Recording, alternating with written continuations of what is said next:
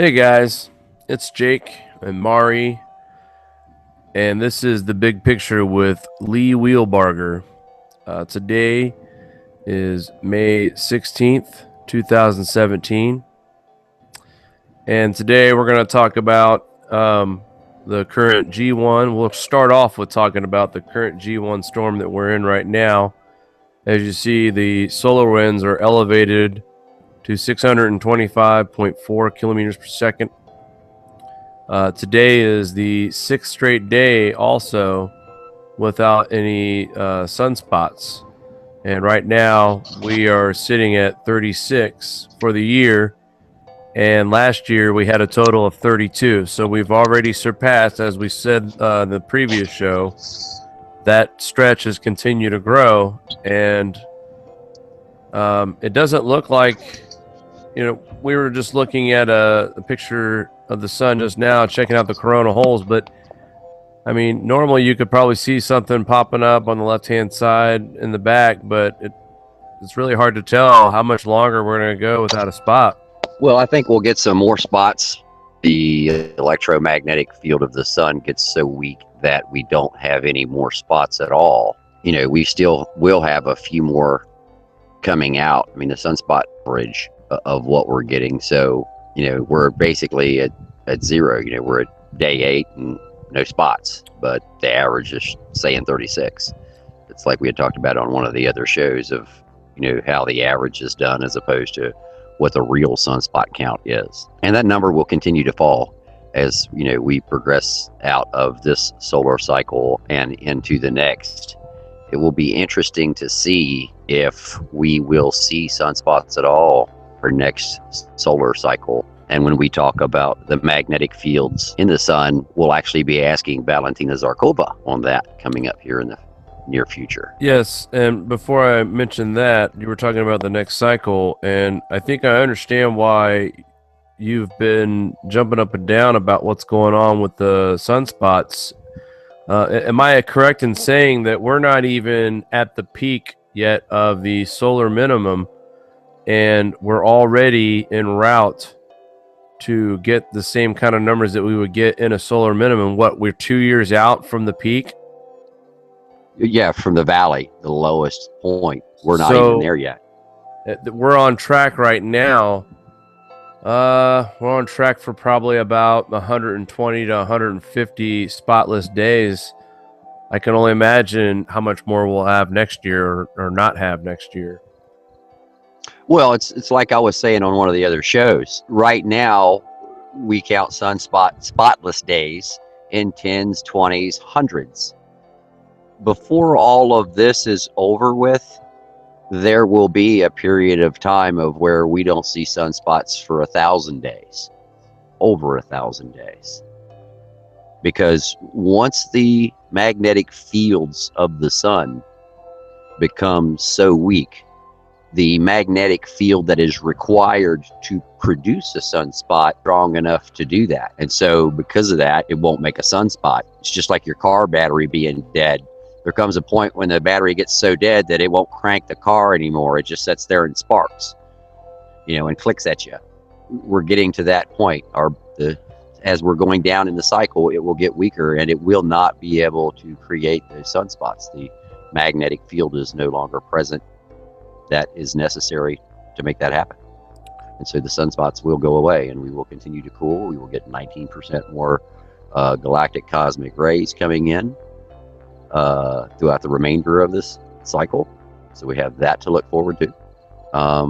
And it's just going to continue to progressively get more cloudy, more atmospheric compression, more of these storms, more of these rain, hail events, massive crop losses that we've already seen. You've already seen the prices going up. They said 30% loss of wheat crop in Kansas. I say in excess of 50 by the end of the season. So yeah, there's a lot going on around the world. There's unbelievable flooding taking place. I think it's in Peru.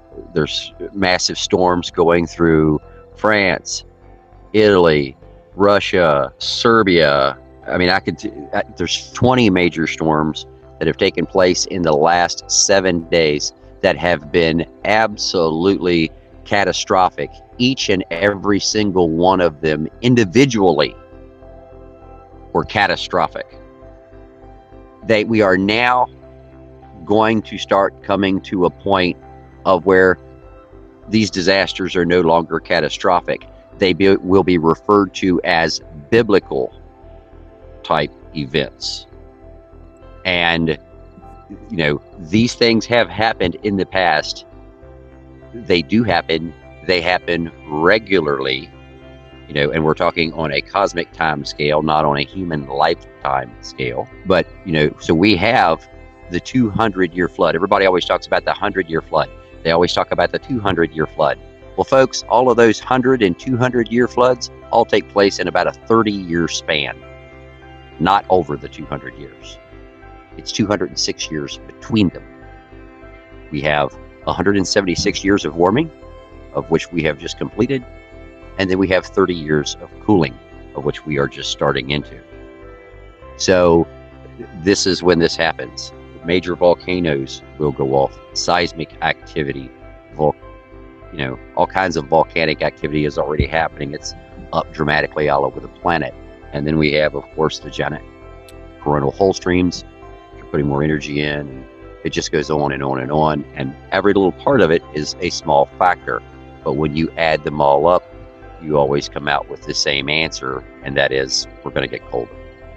And back to the coronal hole real quick. I was looking at this as you were talking down here at the 530 position. It appears to be some kind of a release at the same time that. Did you see that down there at the bottom where my cursor is? Yeah, it's magnetic umbral letting go down there, and that's The what you got to worry about. The whole thing. Yeah, that's one magnetic umbral going across there. That's a magnetic field line, basically, is what it is. And it's not so much of an issue when they let go and they just like retreat back a little bit or something. That's not the real problem. It's when one end of that thing lets go and it whips out everything with it. It's just like a bullwhip, and it just whips out into space. And when it whips out, it grabs a hold of all kinds of particles and energy that's coming out of the sun, and it throws it at you. And it's, you know, it's like getting hit in the face with a snowball. But in this case, it's particles. And they come right at our planet, and they do all kinds of funky things when they get here. That gives us the aurora borealis. That gives us power outages. It can give us increased nucleation, cloud nucleation, because it's increased particles in our atmosphere.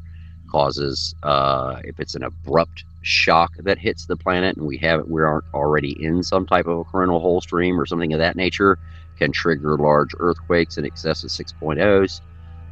So, you know, these are the things that we are just now learning and understanding about what our sun does and its interaction with our planet. We realize that, oh my God, this is doing this. And then we can look back in our history and see, now that we know that, okay, the galactic cosmic rays went up, this is what it does.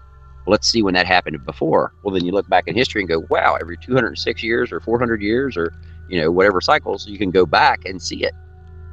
And it's just a recurring cycle, and we're going through it. The thing about it is that nobody on the planet has ever lived through it, because nobody on the planet's 206 years old. So people don't recognize it. It's only through technology that, you know, and the ability to look back in time 20 million years that we can actually see what's happening. So that's, you know, it's just a cycle that we go through and just deal with it, because there's nothing anybody can do about it except for deal with it. Yeah, and a lot of people are still critics. I hear it a lot. You know, what makes you think this is going to be the one that puts us back into a cooler climate? I mean, we get minimums all the time. What is it? That's a simple question to answer. The difference between this and other minimums is very, very simple. First, look at all the minimums prior and the levels that we were at as far as TSI and global temperature. We are already on our downward trend and have been for in excess of, I think, 3,000 years. So we already know that. Secondly, when you look at this epoch, this warm period that we have, these normally average about 10,000 years. Currently, we're about 11,500 years into this one. So we're already 1,500 years overdue for going. Okay. 3. No. Okay, go ahead. Finish. I'm sorry. So 3, you have the when you look back at the previous little ice ages, the devastation that it caused, the fact that the New York harbor froze solid and George Washington was able to cross it on horseback pulling cannons to attack the British in New York City. We've never seen anything like that in any of our lifetimes, but New York harbor froze solid. The United States only has 2 icebreakers, and one of them is in long-term service.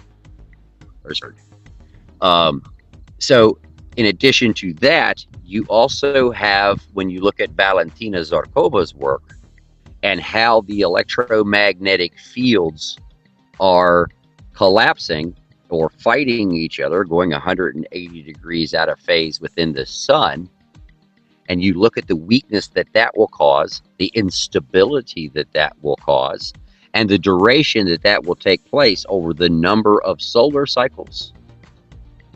One bad solar cycle, it's multiple solar cycles that we will go through. So we're talking 30, 40, 50 years of this. Then you take and you calculate the increased number of galactic cosmic rays that can come in, because got to remember, we're already up 14.5% galactic cosmic rays, and we're going to go up yet another 19%. So when you add those two together, and then you calculate the 100-fold increase in cloud nucleation created by that, and then you do the math and you calculate the 35% reduction in TSI hitting the planet, and because of the fact that those cloud nuclei are smaller and contain less water droplets, they won't hold and store the thermal energy that we have, and they won't hold and store what they're getting from the sun either, because they're wider, so they're more highly refractive. So they will refract more energy out into space. Then you take and calculate how much snow will fall, because you have that much additional cloud cover, and how much snow cover that will create, and permanent snowpack that stays year-round, kind of like they're going to have in California for the first time this year, because you got to remember, they got 80 feet of snow. Skiing in July in California, totally unheard of until you get 80 feet of snow in one year. How do you get 80 feet of snow in 1 year in California when just a few years ago you didn't get any snow at all? It's called global cooling. So when you add all of this up, and the refraction that there is, the drop that that will create on the face of the planet, the amount of cloud cover over the planet, it's gonna be 50, 60, 70 years before we even think about coming out of it. And will we then? I don't think so, because we are already on that downward track. So however long it takes to go to full glaciation is however long it takes. But what some people don't realize is when you look back 20 million years, you will find that we go from temperatures than they are today to temperatures that are much, much colder than a minimum. We're talking full-blown glaciation, and that can happen in as short as 3 years. So when you look at all of the factors, you actually do the math and add it all up. It all adds up.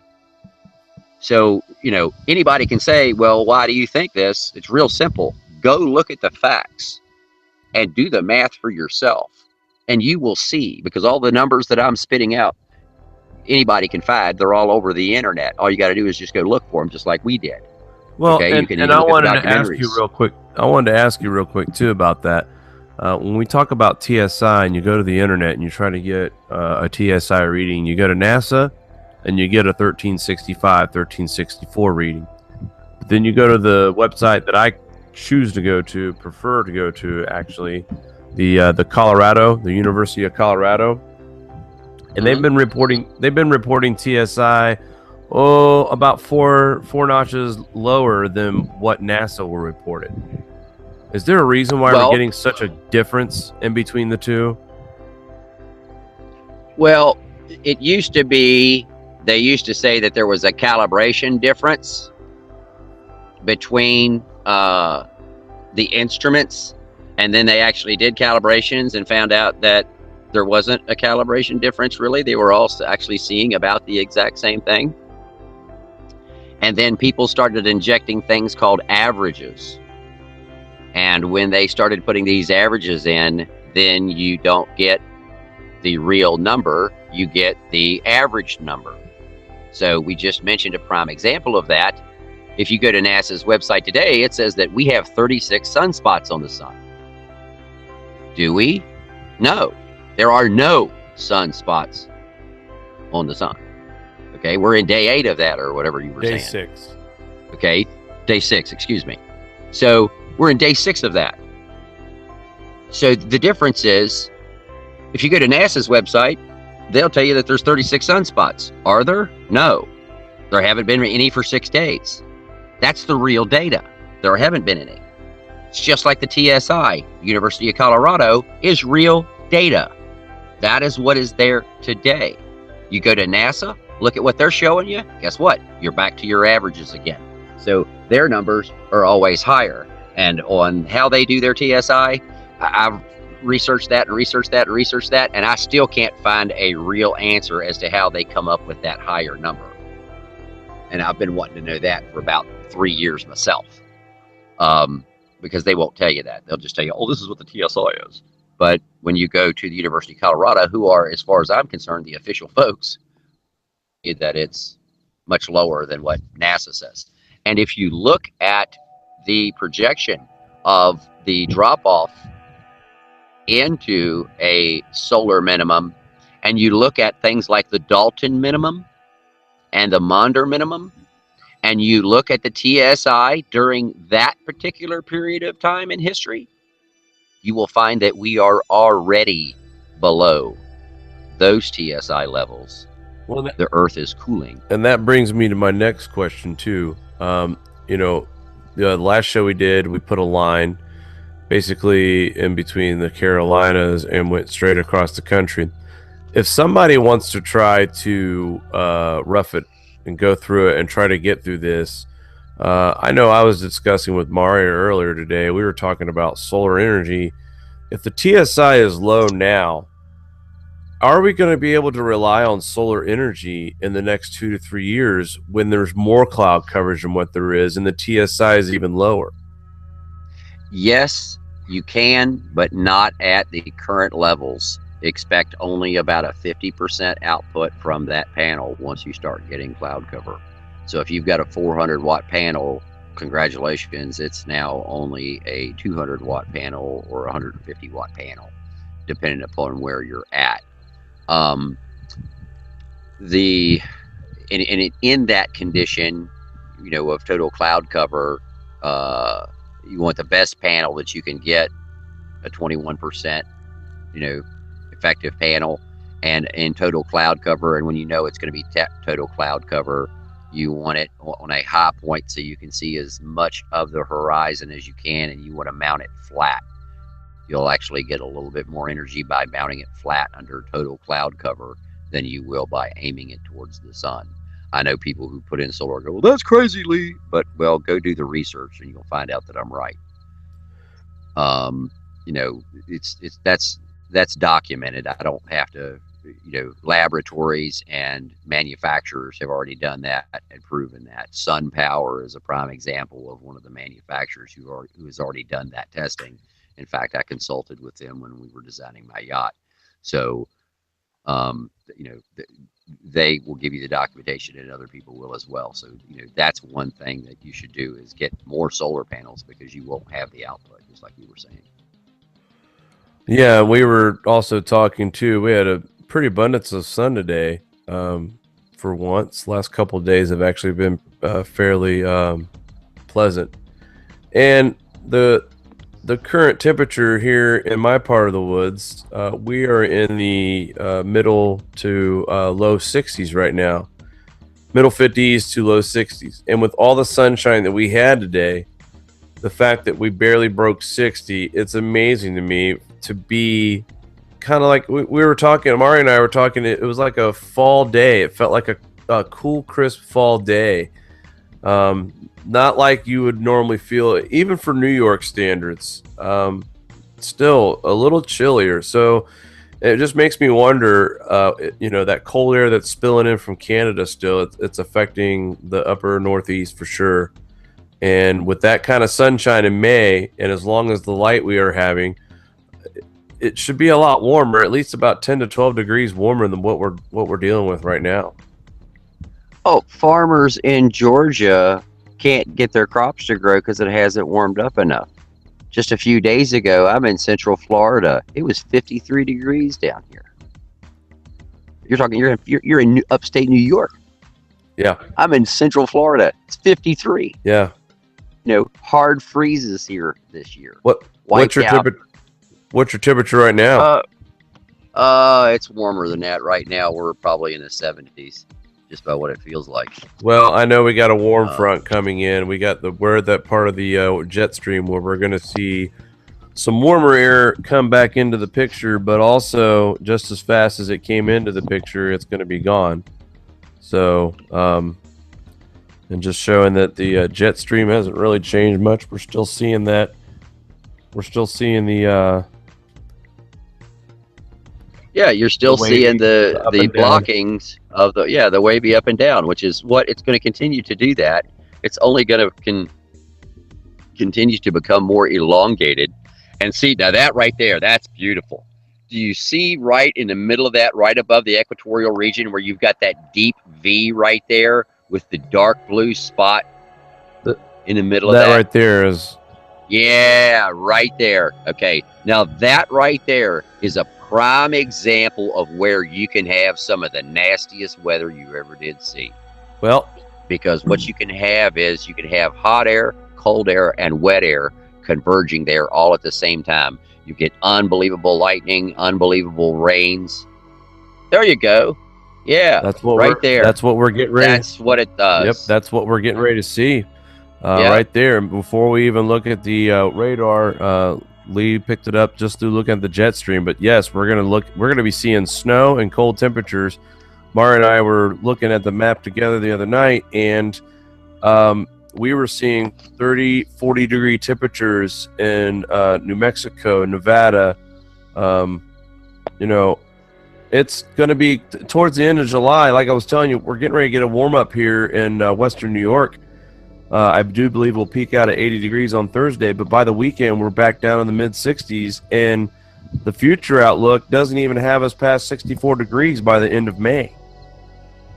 So again, I know I live in a country where it doesn't get super hot, but it still gets summertime temperatures. And right now it feels like mid-fall.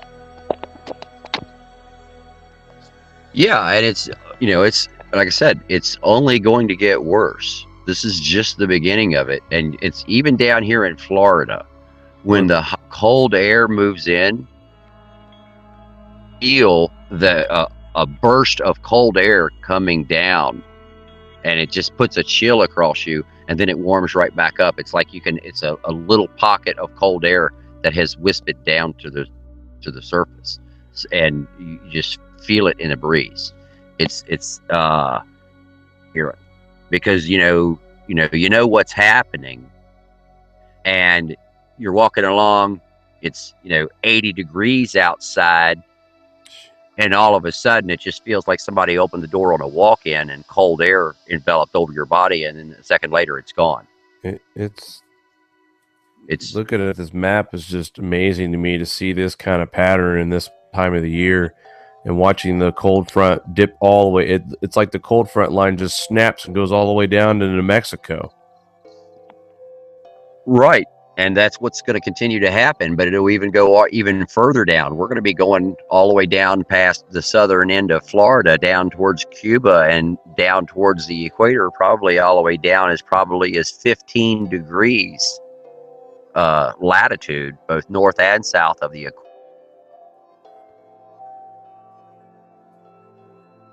Continue to get bigger, and the violent storms between each one of those fronts will continue to get worse.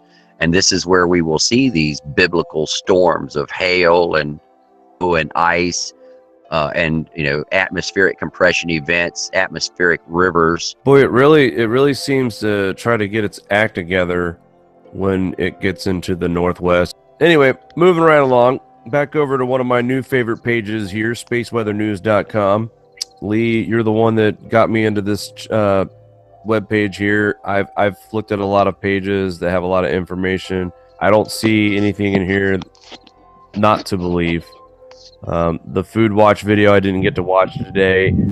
We were talking the last time we had a show about the drum beats starting to get a little bit louder with the possibility of a food shortage. And, I know some folks, the first thing they want to do is laugh at you and, oh, you're just being a doomsday sayer. But I don't think there's nothing wrong with being aware of a possibility. If it's not getting cold, just with the extreme weather alone, with all the floods and the storms that we've got, the hail damage will destroy crops. The flooding will destroy crops.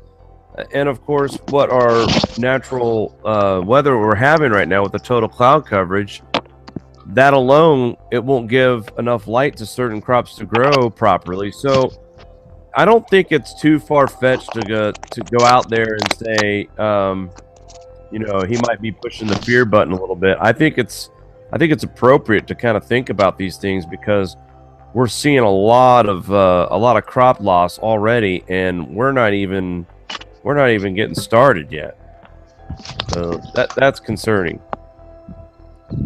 Well, you were saying possibility. Well, we're beyond possibility. A possibility is there is a chance of something happening. Okay? Yeah, you're driving down the road. There's a possibility your tire could blow out. That's a possibility.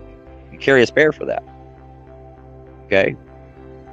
But if I say you're driving down the road and your tire is making rotations as you're driving down the road, and I say, you know what?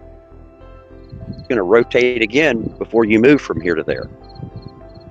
That's not a possibility. That's a probability, because that's something that is continually happening, and we have recorded it back through history, and we see it happening. Well, we see it right now. We can measure it. We see it happening, Lee, but you also have to understand, too, the mainstream, unless they don't feel it in their pocket, they're going to be the naysayers. But I think... Well, I understand that. All I'm defining... I think you're all on I'm defining something. Is the difference between a possibility and a probability. It's no longer a possibility. This is now a probability. We've moved well beyond possibility.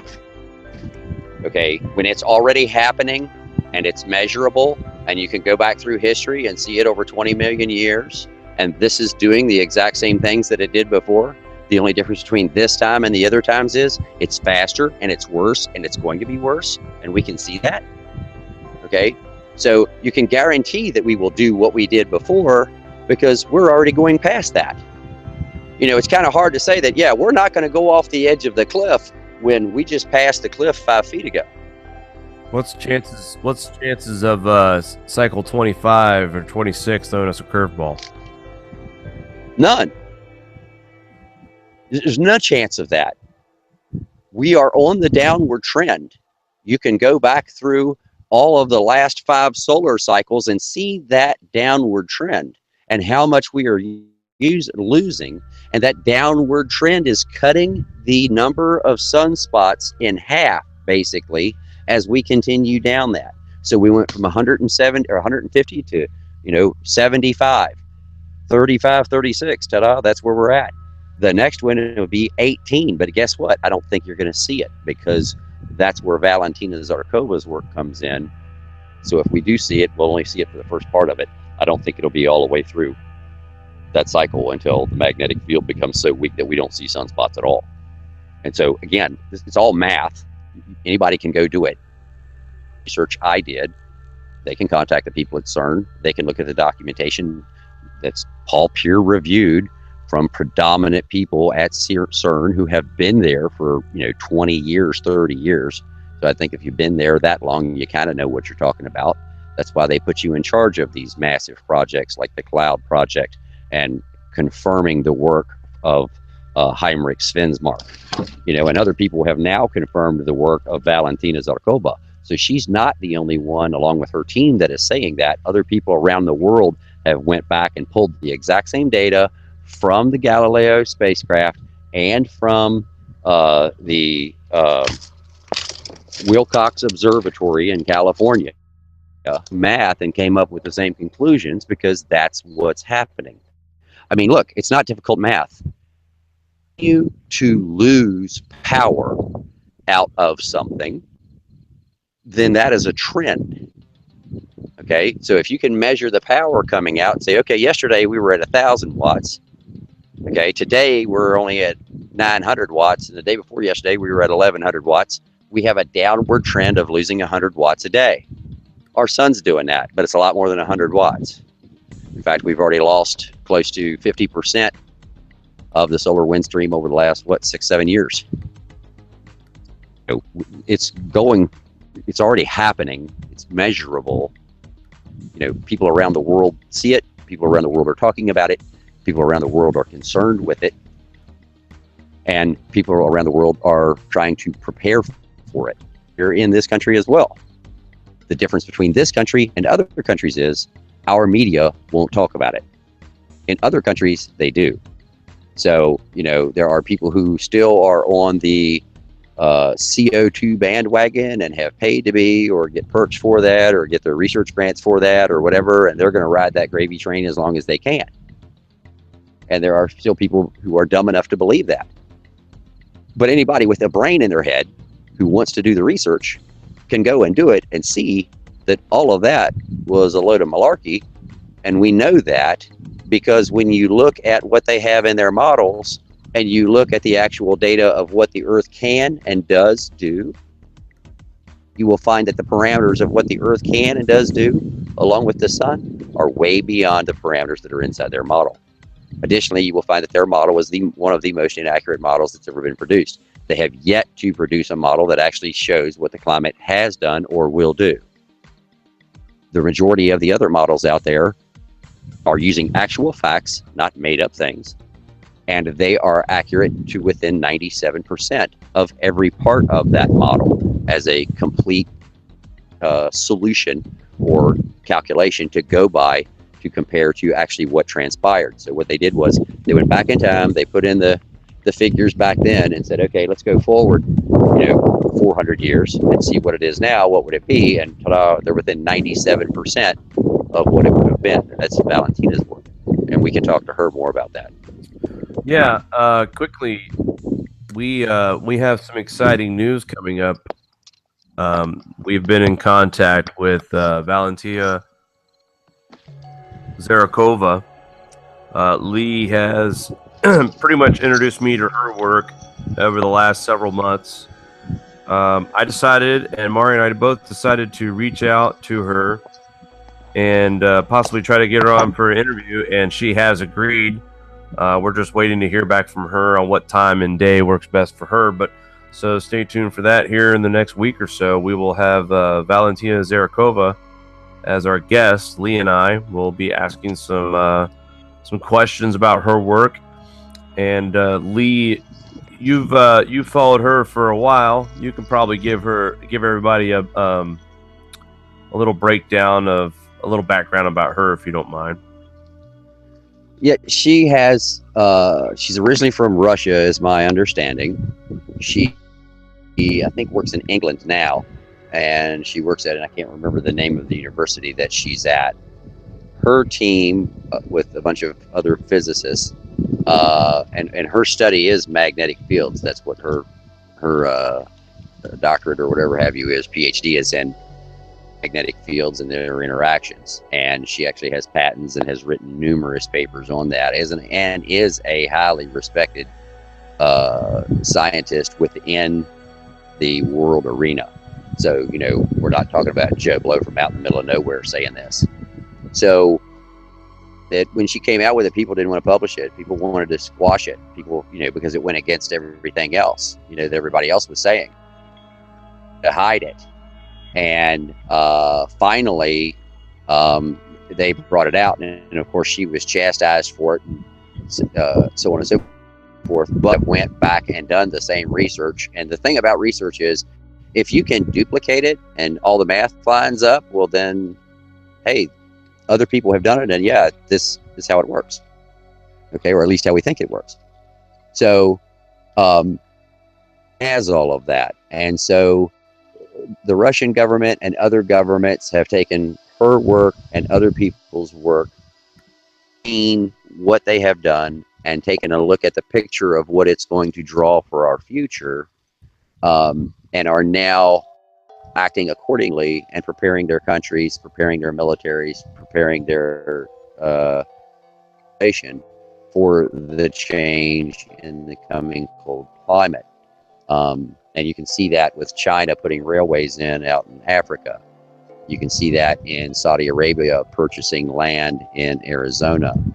There's a lot of this intergovernment mingling thing going on with large governments putting hundreds of millions, if not billions and billions of dollars into projects in other countries because they see what's on the horizon. The Chinese know it, the Russians know it, people all over the world are becoming more aware of it. And, you know, Valentina is just one small part of all of these people.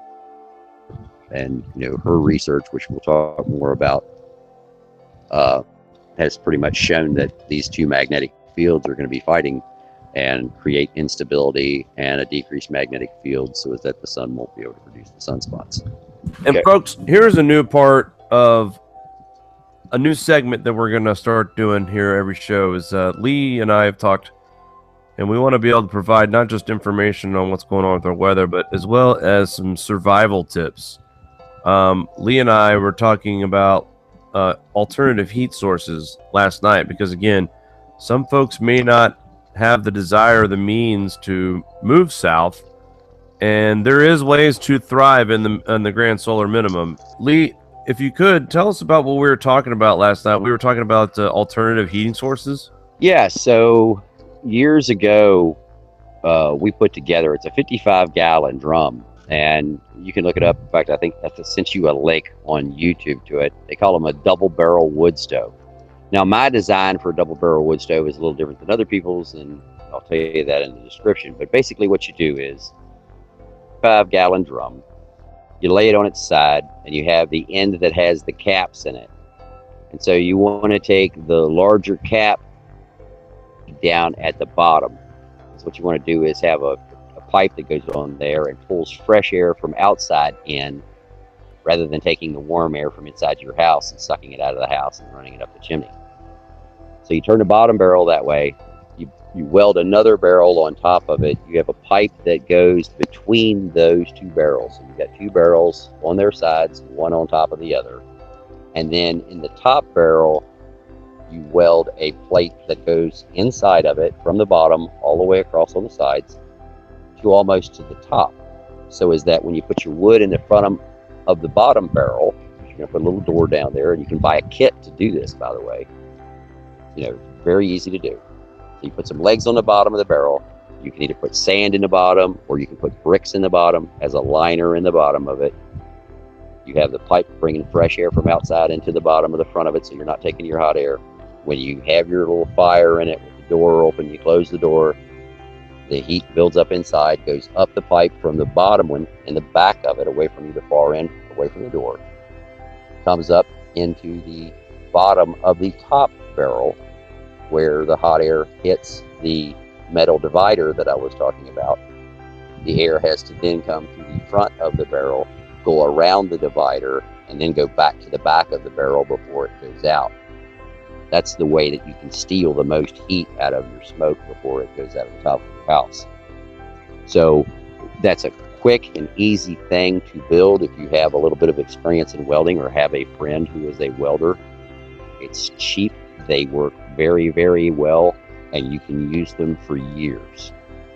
You know, you're talking a regular wood stove is going to cost you anywhere from $500 to $1,500, and you can probably put one of these things together for $100, $150 at most.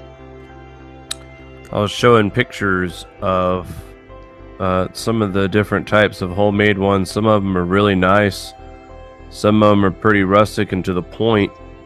But as I'm looking at them, and just from talking to you about it last night, seeing the image now helps versus just hearing about it. And I see what you mean here.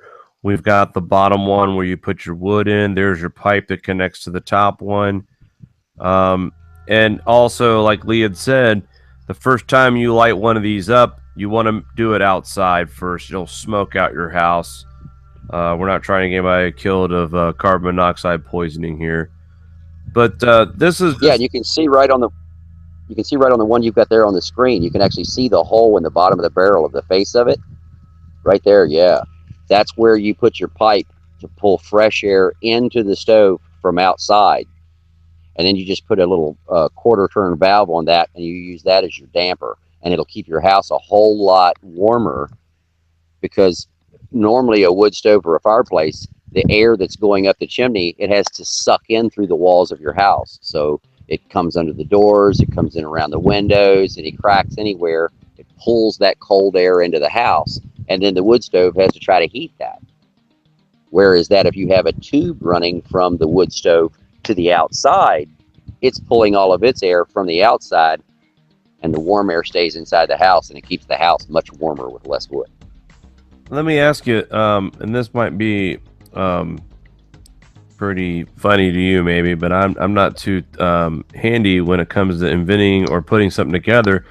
Let's say, for instance, you live somewhere where you don't have a chimney. Can you run the exhaust out through a window and just, maybe put some plywood to fit the tube that's going to carry the smoke out of the wood stove into the outside?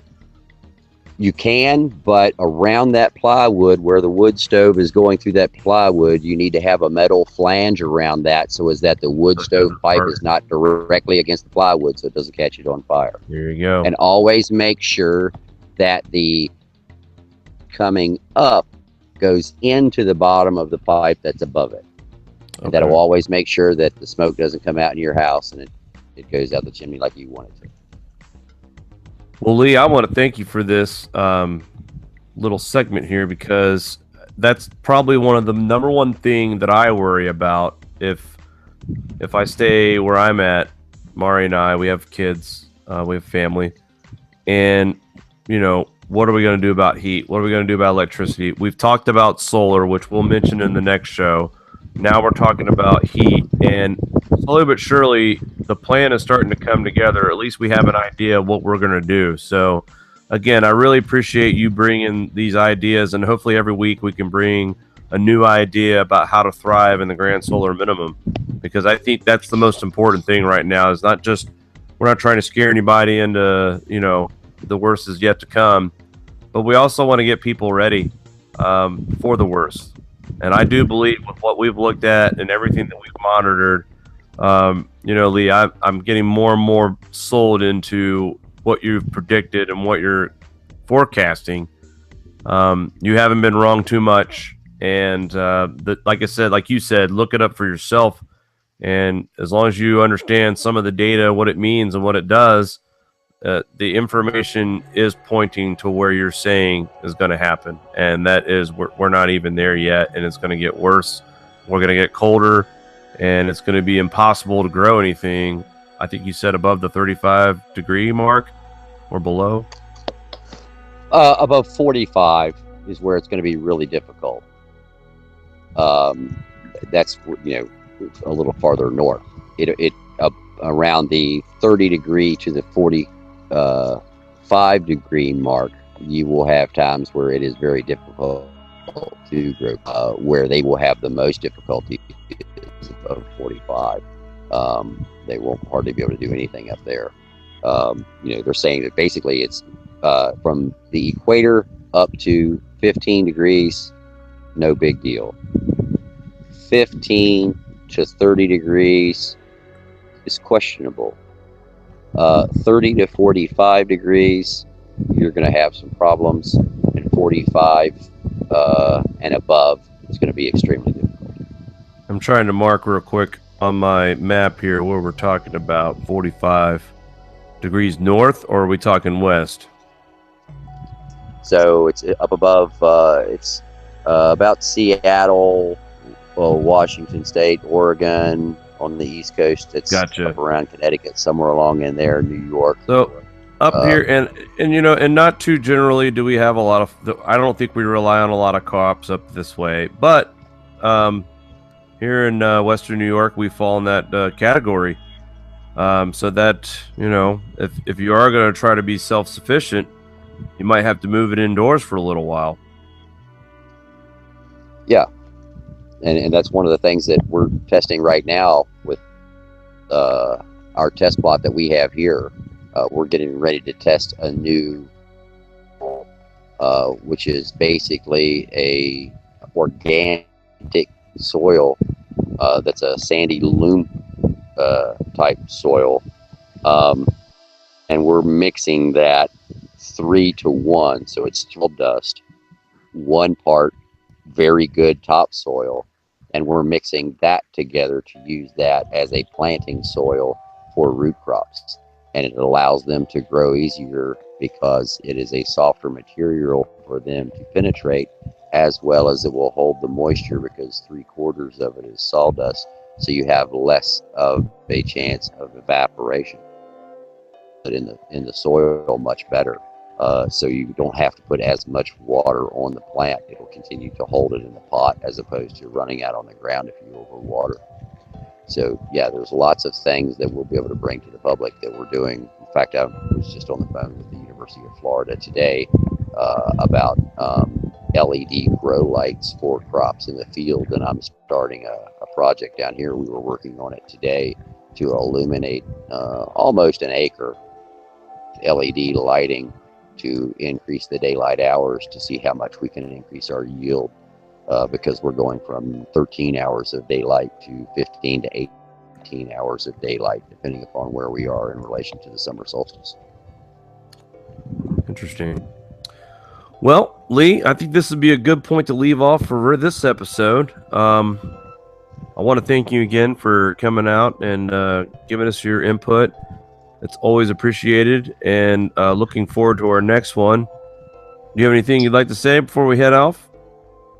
No, I just appreciate everybody listening, and I hope everybody will actually go and take a look at the facts for themselves, and and be able to draw the correct conclusions, do whatever in their family to prepare for the changing climate.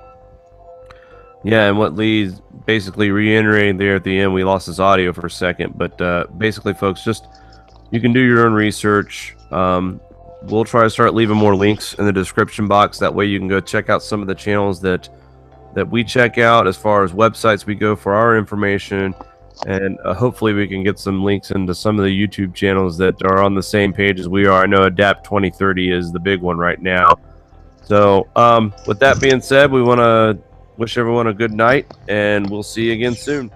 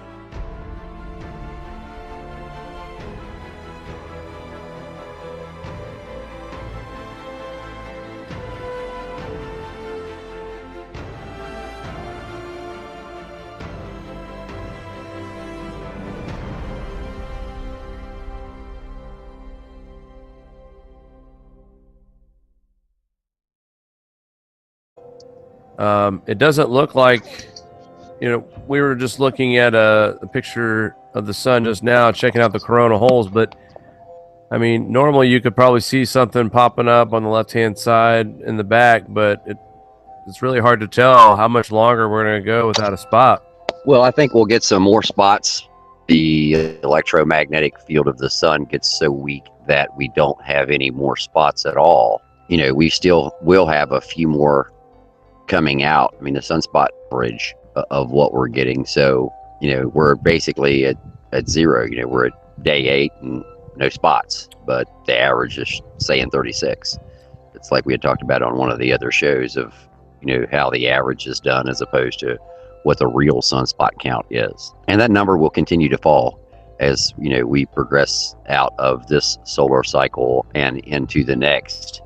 It will be interesting to see if we will see sunspots at all for next solar cycle. And when we talk about the magnetic fields in the sun, we'll actually be asking Valentina Zarkova on that coming up here in the near future. Yes, and before I mention that, you were talking about the next cycle, and I think I understand why you've been jumping up and down about what's going on with the sunspots.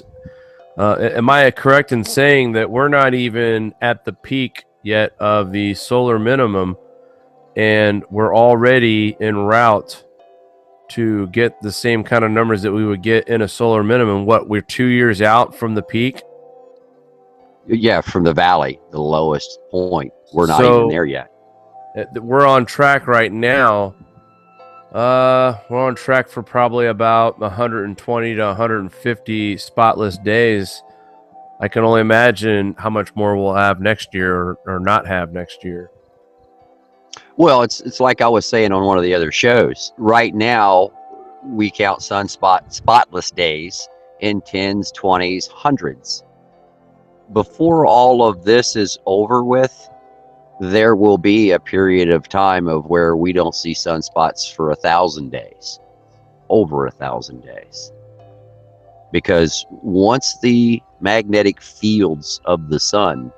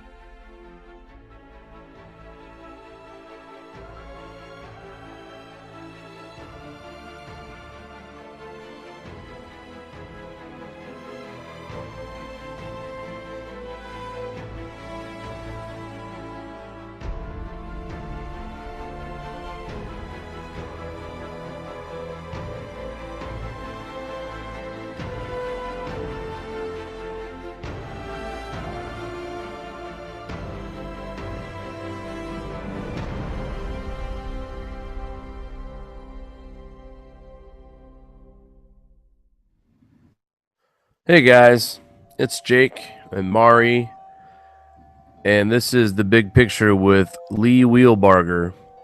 Today is May 16th, 2017, and today we're going to talk about the current G1. We'll start off with talking about the current G1 storm that we're in right now.